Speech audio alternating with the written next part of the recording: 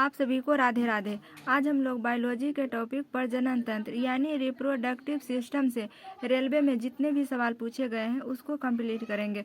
तो आज का पहला सवाल है, मनुष्य में निषेचित अंडा डैश के स्तर में प्रत्यारोपित हो जाता है। आंसर हो जाएगा ऑप्शन बी, गर्भाशय। अगला सवाल है 2 नंबर, कहता है प्रसव पीड़ा की दीवारों में संकुचन के कारण होता है। आंसर हो जाएगा ऑप्शन सी, गर्भाशय। अगला सवाल है 3 नंबर, कहता है कि ग्राफियन पुटक यानी फॉलिकल की गुहिका को क्या कहा जाता है। आंसर हो जाएगा ऑप्शन ए, कोटर यानी एंट्रम। अगला सवाल है 4 नंबर, कह रहा है शुक्र वाहिका मूत्राशय से आने वाली ट्यूब के साथ जुड़कर एक सामान्य मार्ग का निर्माण करता है जिसे डैश कहते हैं। आंसर हो जाएगा ऑप्शन डी, मूत्र मार्ग। अगला सवाल है 5 नंबर, कह रहा है डैश के परिणाम स्वरूप युग्मनज का निर्माण होता है। आंसर हो जाएगा ऑप्शन सी, निषेचन। अगला सवाल है 6 नंबर, कहता है भ्रूण के लिए भोजन संग्रहित करने वाली जनन कोशिकाओं को डैश कहा जाता है। आंसर हो जाएगा ऑप्शन ए, मादा युग्मक। अगला सवाल है 7 नंबर, कहता है नर जनन कोशिकाओं का उत्पादन डैश में होता है। आंसर हो जाएगा ऑप्शन ए, वृषण। अगला सवाल है 8 नंबर, कह रहा है नर प्रजनन तंत्र के कौन सा अंग में मुख्य आनुवंशिक सामग्री पाई जाती है। आंसर हो जाएगा ऑप्शन बी, शुक्राणु। अगला सवाल है 9 नंबर में कहता है कि अंडे का अंडाशय से गर्भाशय तक किसके द्वारा ले जाया जाता है। आंसर हो जाएगा ऑप्शन ए, बीज वाहिका। अगला सवाल है 10 नंबर, कहता है कि प्रजनन की प्रक्रिया के दौरान उत्पन्न होने वाली विभिन्नताएं डैश हो सकती है। आंसर हो जाएगा ऑप्शन ए, वंशागत। अगला सवाल है 11 नंबर, कहता है माँ के शरीर के अंदर बच्चे के विकास यानी मनुष्यों के मामले में लगभग डैश महीने लगते हैं। कितने महीने लगते हैं? 9 महीने। आंसर हो जाएगा ऑप्शन ए। अगला सवाल है 12 नंबर, कहता है मनुष्य में पाए जाने वाले प्लेसेंटा ऊतक द्वारा निम्न में से कौन सा काम किया जाता है। आंसर हो जाएगा ऑप्शन सी, भ्रूण से अपशिष्ट को बाहर निकालना और भ्रूण को पोषण प्रदान करना। आंसर हो जाएगा ऑप्शन सी। अगला सवाल है 13 नंबर, कहता है निषेचन अंडाणु के इम्प्लांटेशन के लिए गर्भाशय कौन सा हार्मोन तैयार करता है। आंसर हो जाएगा ऑप्शन सी, प्रोजेस्टेरॉन हार्मोन। अगला सवाल है 14 नंबर में कह रहा है कि निषेचित अंडा यानी युग्मनज डैश की परत में समाविष्ट हो जाती है। आंसर होगा ऑप्शन डी, गर्भाशय। अगला सवाल है 15 नंबर, कहता है मानव शरीर में कौन सा पदार्थ ऊर्जा का मुख्य स्रोत होता है। आंसर हो जाएगा ऑप्शन डी, कार्बोहाइड्रेट। अगला सवाल है 16 नंबर, कहता है कौन सा मादा प्रजनन तंत्र का एक हिस्सा नहीं है। आंसर हो जाएगा ऑप्शन डी, शुक्र वाहिका। अगला सवाल है 17 नंबर, कहता है पुरुष प्रजनन तंत्र के उस अंग की पहचान करें जो शुक्राणु और मूत्र दोनों के लिए ही एक ही मार्ग का निर्माण करता है। आंसर हो जाएगा ऑप्शन डी, मूत्र मार्ग। अगला सवाल है 18 नंबर, कहता पुरुष में कितने अंडकोश होते हैं। आंसर हो जाएगा ऑप्शन ए, 2। पुरुष में कितने अंडकोश होते हैं? 2 अंडकोश होते हैं। अगला सवाल है 19 नंबर में है कि बदलन विभाजन के संबंध में निम्न में से कौन सा कथन सत्य है। आंसर हो जाएगा ऑप्शन डी, कोशिका का आकार घटता है। इसका आंसर क्या हो जाएगा? 19 नंबर का आंसर हो जाएगा ऑप्शन डी। अगला सवाल है 20 नंबर, कहता है कि स्वादिष्ट भोजन को देखते ही मुंह में पानी आ जाता है। यह है एक क्या है? हार्मोनिक अनुक्रिया के कारण मुंह में पानी आ जाता है। अगला सवाल है 21 नंबर, कहता है उस विधि को क्या कहते हैं जिसके द्वारा गर्भाशय में कॉपर्टी की जाती है। आंसर हो जाएगा ऑप्शन बी, गर्भ निरोध। अगला सवाल है 22 नंबर, कहता है मादा प्रजनन कोशिका का नाम क्या है। आंसर हो जाएगा ऑप्शन ए, अंडा। अगला सवाल है 23 नंबर, कह रहा है डैश युवावस्था के समय लड़कों में दिखाई देने वाली उपस्थिति में बदलाव आता है। आंसर हो जाएगा ऑप्शन ए, प्रोलैक्टिन। अगला सवाल है 24 नंबर, कहता है शुक्र वाहिका समान मार्ग के निर्माण के लिए मूत्राशय से होकर आने वाली नलिका के साथ जुड़ी होती है, जिसे डैश कहा जाता है। आंसर हो जाएगा ऑप्शन बी, मूत्र मार्ग। अगला सवाल है 25 नंबर। कहता है नर और मादा युग्मक आपस में मिलकर डैश बनाते हैं। आंसर हो जाएगा ऑप्शन ए, युग्मनज। अगला सवाल है 26 नंबर। कहता है मासिक धर्म के कारण योनि में रक्त किस कारण बहता है। आंसर हो जाएगा ऑप्शन सी, गर्भाशय की परत के टूटने के कारण। अगला सवाल है 27 नंबर। 27 नंबर में कहता है यौन प्रजनन में अभिभावक का योगदान डैश होता है। आंसर हो जाएगा ऑप्शन बी, उसके वंशाणु जीन का आधा भाग। अगला सवाल है 28 नंबर। कहता है उस भाग की पहचान करें जहां पुरुष प्रजनन भाग में जनन कोशिकाओं का निर्माण होता है। इसका ऑप्शन इधर दिया हुआ है।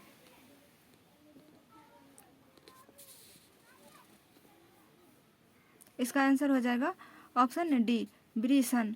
अगला सवाल है 29 नंबर। कहता है कि प्रोस्टेट ग्रंथि से होने वाला स्राव डैश में प्रवेश करता है। आंसर हो जाएगा ऑप्शन डी, मूत्र मार्ग। अगला सवाल है 30 नंबर। 30 नंबर में कहता है कि परखनली शिशु यानी टेस्ट ट्यूब बेबी क्या है। तो आंसर हो जाएगा ऑप्शन डी, डिम्ब का निषेचन। डिम्ब का निषेचन परखनली में होता है, लेकिन यह गर्भाशय में विकसित होता है। आंसर हो जाएगा ऑप्शन डी, परखनली। क्वेश्चन क्या है, परखनली शिशु क्या है। तो आंसर हो जाएगा ऑप्शन डी। अगला सवाल है 31 नंबर। कहता है मानव शरीर का कौन सा अंग अंडे को अंडाशय से गर्भाशय तक ले जाता है। आंसर हो जाएगा ऑप्शन बी, फैलोपियन ट्यूब। अगला सवाल है 32 नंबर।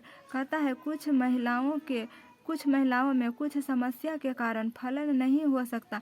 ऐसी स्थिति में फलन के लिए ताजे निकले हुए अंडे और शुक्राणुओं को शरीर के बाहर कुछ समय तक एक साथ रखा जाता है। उसे डैश कहा जाता है। आंसर हो जाएगा ऑप्शन डी, विट्रो। क्या कहा जाता है, विट्रो कहा जाता है। उसके बाद अगला सवाल है पुरुषों में प्राथमिक यौन अंग कौन सा होता है। तो आंसर हो जाएगा ऑप्शन बी, ब्रीसन।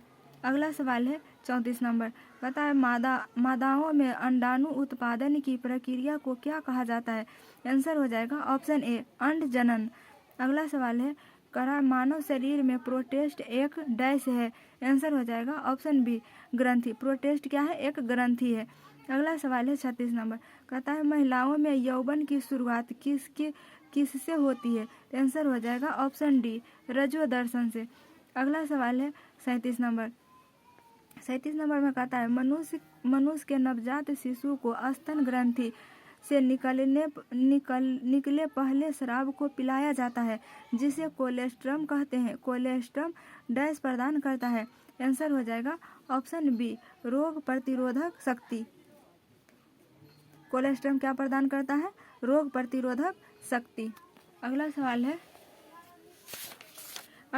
है 38 नंबर। 38 नंबर में कह रहा है कि बढ़ते भ्रूण के धारण और पोषण के लिए हर महीने मादा प्रजनन प्रणाली का कौन सा हिस्सा अपने आप को तैयार करता है। आंसर हो जाएगा ऑप्शन बी, गर्भाशय। अगला सवाल है 39 नंबर। कहता है सिंगैमी कहलाता है। आंसर हो जाएगा ऑप्शन सी, एक शुक्राणु का एक अंडाणु से संयुग्मन। अगला सवाल है 40 नंबर। कह रहा है मानव प्रजनन प्रणाली का कौन सा हिस्सा माँ के रक्त से भ्रूण को पोषण प्राप्त करने से मदद मिलता है। आंसर हो जाएगा ऑप्शन ए, गर्भनाल यानी प्लेसेंटा। गर्भनाल यानी प्लेसेंटा। बच्चा को भोजन कहाँ से मिलता है, गर्भनाल से यानी प्लेसेंटा से। अगला सवाल है 41 नंबर। डिम्ब के साथ शुक्राणु का निषेचन डैश होता है। आंसर हो जाएगा ऑप्शन सी, फैलोपियन ट्यूब में। निषेचन कहाँ होता है, फैलोपियन ट्यूब में। अगला सवाल है 42 नंबर। कहता है इम्प्लांटेशन किसकी प्रक्रिया है। आंसर हो जाएगा ऑप्शन बी, एक गर्भाशय के लाइनिंग से युग्मनज का जुड़ना। अगला सवाल है 43 नंबर। कहता है गर्भ निरोधक गोलियों में डैश शामिल होती है। आंसर हो जाएगा ऑप्शन सी, प्रोजेस्टेरॉन और एस्ट्रोजन का गौण मिश्रण। अगला सवाल है 44 नंबर। कहता है उस अंग का नाम दें जहां भ्रूण विकसित होता है। आंसर हो जाएगा ऑप्शन ए, गर्भाशय यानी गर्भाशय में भ्रूण विकसित होता है। अगला सवाल है 45 नंबर, कहता है प्रोस्टेट ग्रंथि किसके नीचे मौजूद है? तो आंसर हो जाएगा ऑप्शन ए मूत्राशय। अगला सवाल है 46 नंबर, कहता है प्रजनन ऊतकों का परिपक्व होना शुरू हो जाने पर सामान्य रूप से शरीर का विकास कम होने लगता है। किशोरावस्था की इस स्थिति को क्या कहा जाता है? इसका आंसर हो जाएगा ऑप्शन सी यौवन। अगला सवाल है 47 नंबर, कहता है कि वृषण डैश में उदर गुहा के बाहर स्थित होते हैं। आंसर हो जाएगा ऑप्शन डी अंडकोश की थैली। अगला सवाल है 48 नंबर, कहता है अंडा अंडाशय से कोख में किसके माध्यम से लाया जाता है? आंसर हो जाएगा ऑप्शन सी डिंब वाहिनी के माध्यम से लाए जाते हैं। अगला सवाल है 49 नंबर, कहता है डैश उस उम्र का नाम है जिसके दौरान मानव पुरुषों और महिलाओं के प्रजनन अंग कार्यात्मक हो जाते हैं, गोनाड्स युग्मक और सेक्स हार्मोन का उत्पादन शुरू कर देते हैं और मानव यौन के प्रति परिपक्व हो जाते हैं। आंसर हो जाएगा ऑप्शन डी किशोरावस्था। अगला सवाल है 50 नंबर, कहता है कि निषेचन के परिणाम स्वरूप किस एक का निर्माण होता है? आंसर हो जाएगा ऑप्शन डी युग्मनज का निर्माण होता है। निषेचन के बाद किसका निर्माण होता है? युग्मनज का। उसके बाद क्या बनता है? युग्मनज के बाद भ्रूण बनता है। अगला सवाल है 51 नंबर, कहता है शुक्राणु और युग्मक के संयोग की कौन सी प्रक्रिया युग्मक नामक एक संरचना के निर्माण में परिमाणित होती है? आंसर हो जाएगा ऑप्शन बी निषेचन। अगला सवाल है 52 नंबर, कहता है कि कौन सी एक प्रजनन कोशिका है? आंसर हो जाएगा ऑप्शन ए युग्मक। अगला सवाल है 53 नंबर, कहता है शुक्राणुओं का निर्माण डैश से होता है? आंसर हो जाएगा ऑप्शन बी वृषण। शुक्राणुओं का निर्माण किससे होता है? वृषण से होता है। अगला सवाल है 54 नंबर में कहता है कि शुक्राणु अस्थायी रूप से डैश में रखे होते हैं। आंसर हो जाएगा ऑप्शन बी वृषण में रखे होते हैं। अगला सवाल है 55 नंबर, कहता है मनुष्य में लोहा किससे प्राप्त होता है? आंसर हो जाएगा ऑप्शन बी पालक से लोहा प्राप्त होता है। अच्छा, ऑप्शन ए में लिखा पनीर में विटामिन ए पाया जाता है, मछली में विटामिन डी पाया जाता है। अगला सवाल है 56 नंबर, कहता है मानव नरों में मूत्र और वीर्य और प्रवाह के लिए एक ही मार्ग है जिसे क्या कहा जाता है? आंसर हो जाएगा ऑप्शन सी मूत्र मार्ग कहा जाता है। अगला सवाल है 57 नंबर, कहता है पुरुषों में वृषण कोष शरीर के बाहर क्यों होते हैं? आंसर हो जाएगा इसका ऑप्शन बी। इसका आंसर हो जाएगा ऑप्शन बी शुक्राणु निर्माण के लिए सामान्य शरीर के तापमान की तुलना में कम तापमान की आवश्यकता होती है। अगला सवाल है 58 नंबर, कहता है कि इनमें से कौन सा मनुष्य में पुरुष प्रजनन अंग का एक हिस्सा है? आंसर हो जाएगा ऑप्शन ए शुक्र वाहिका। अगला सवाल है 59 नंबर, गतिशील जीवाणु कोशिका को क्या कहा जाता है? आंसर हो जाएगा ऑप्शन बी नर युग्मक। अगला सवाल है 60 नंबर, कहता है मनुष्य में निषेचन डैश में होता है? आंसर हो जाएगा ऑप्शन ए फैलोपियन ट्यूब में। निषेचन कहाँ होता है? फैलोपियन ट्यूब में। अगला सवाल है 61 नंबर, कहता है अलैंगिक प्रजनन से भिन्न है, अलैंगिक प्रजनन में क्या होता है? आंसर हो जाएगा ऑप्शन सी नए जीव आनुवंशिक रूप से जनक माता पिता के समान होते हैं। अगला सवाल है 62 नंबर, कहता है उस वाहिनी का नाम बताइए जो पुरुष के वृषण से निकलती है और शुक्राणु को शरीर में ले जाती है। आंसर हो जाएगा ऑप्शन डी शुक्र वाहिका।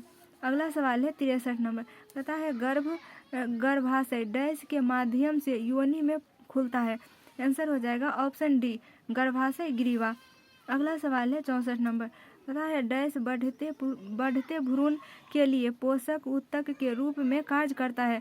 आंसर हो जाएगा ऑप्शन सी भ्रूण पोष। कौन सा आंसर हो जाएगा? भ्रूण पोष। अगला सवाल है 65 नंबर, कहता है डैश के द्वारा शुक्राणु वृषण से बाहर आते हैं? आंसर हो जाएगा ऑप्शन ए शुक्र वाहिका। अगला सवाल है 66 नंबर। कहता है डैश में मांसपेशियों के लयबद्ध संकुचन के परिणाम स्वरूप बच्चा पैदा होता है। आंसर हो जाएगा ऑप्शन सी गर्भाशय। गर्भाशय में संकुचन के फलस्वरूप बच्चा पैदा होता है। अगला सवाल है 67 नंबर। कह रहा है कि इनमें से क्या एक नर युग्मक अवयव नहीं है। आंसर हो जाएगा ऑप्शन बी गर्भाशय ग्रीवा। अगला सवाल है 68 नंबर। कहता है कौन सा मानव में पुरुषों प्रजनन प्रणाली हिस्सा नहीं है। तो आंसर हो जाएगा ऑप्शन बी अंडाशय यानी ओवरी। अगला सवाल है 69 नंबर। कहता है कि टेस्ट ट्यूब बेबी का अर्थ क्या होता है। टेस्ट ट्यूब बेबी का अर्थ क्या होता है। ट्यूब में निषेचन। आंसर हो जाएगा ऑप्शन ए। अगला सवाल है 70 नंबर। कहता है यदि डैश शामिल हो तो और भी अधिक विविधता उत्पन्न हो जाएगी। तो क्या शामिल होने से अधिक विविधता उत्पन्न हो जाएगी। आंसर हो जाएगा ऑप्शन ए लैंगिक प्रजनन। अगला सवाल है 51 नंबर। कहता है कि मादा रोगाणु कोशिका या अंडे क्या है। क्वेश्चन की मादा रोगाणु कोशिकाओं या अंडे किसमें निर्मित होते हैं। आंसर हो जाएगा ऑप्शन सी अंडाशय यानी ओवरी में। तो ये था कंप्लीट क्वेश्चन। मिलेंगे नेक्स्ट क्लास में। जय हिंद।